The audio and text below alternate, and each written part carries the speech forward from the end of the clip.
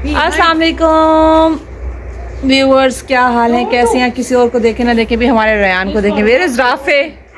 ये जी राफे क्या कर रहा है?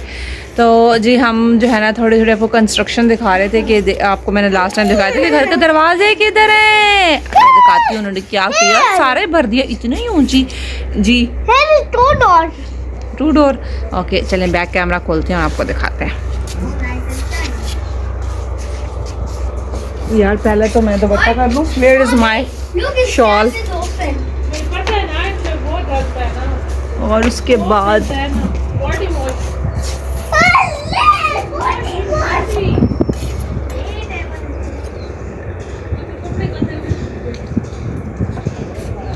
खामोशी से आहिस्ता आहिस्ता सारी भराई कर दी। उस घर से इतना ऊंचा घर बनाएंगे, ये अलाउ है?